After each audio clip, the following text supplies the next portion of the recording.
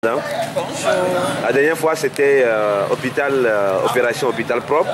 Aujourd'hui c'est opération marché propre. Est-ce qu'on tend vers Atapamé, opération Atapamé propre? Ah oui, Atapamé propre c'est important. Les problèmes de salubrité nous préoccupent dans la ville d'Atapamé. Le développement même de la ville d'Atapamé nous préoccupe.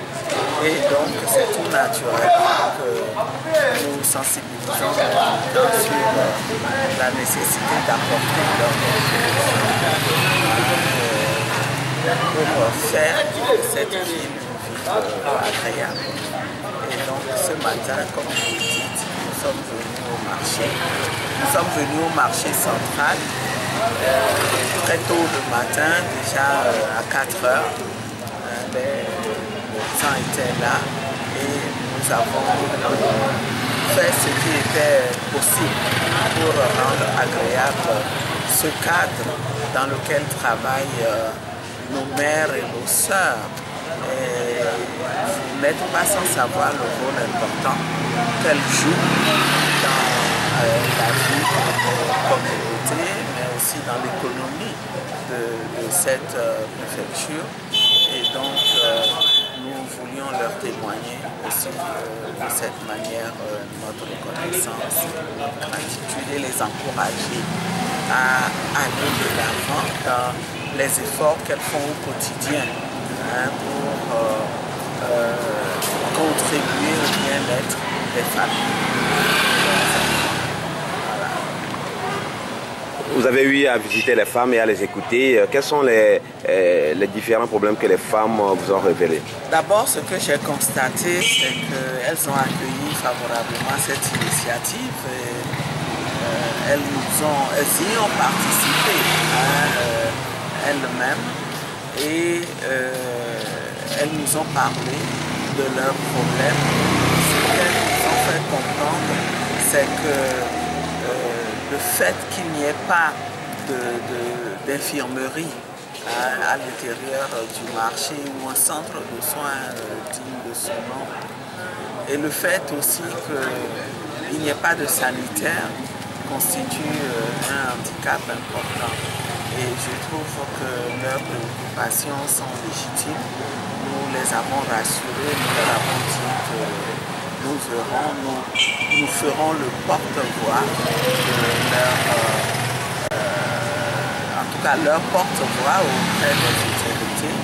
Elles nous ont parlé aussi d'un problème très important, c'est celui du marché qui est en construction, du bâtiment qui est en construction depuis plusieurs années. Depuis 2009. Depuis 2009. Et dont les travaux ont été arrêtés parce qu'à un moment donné, on avait constaté que l'immeuble n'était pas solide. Il y a même eu, avant même que les femmes ne l'intègrent, le toit est parti. Et du coup, le bâtiment a été laissé en l'état. Et les femmes sont dehors. Nous avons constaté qu'elles sont dehors, dans la rue, et cela pose un problème important de sécurité qu'il faut nécessairement résoudre. Et vous savez, ce qui est impressionnant, c'est qu'elles ont elles-mêmes leur solution. Ce sont elles qui vivent la situation, donc il faut les écouter. Et la solution qu'elles ont exposée, mais je l'ai trouvée tellement empreinte de bon sens que je me demande pourquoi on n'y avait pas pensé. C'est le problème au niveau du rez-de-chaussée. Le bâtiment n'a aucun problème. Il est solide. Alors ce qu'elle propose, c'est que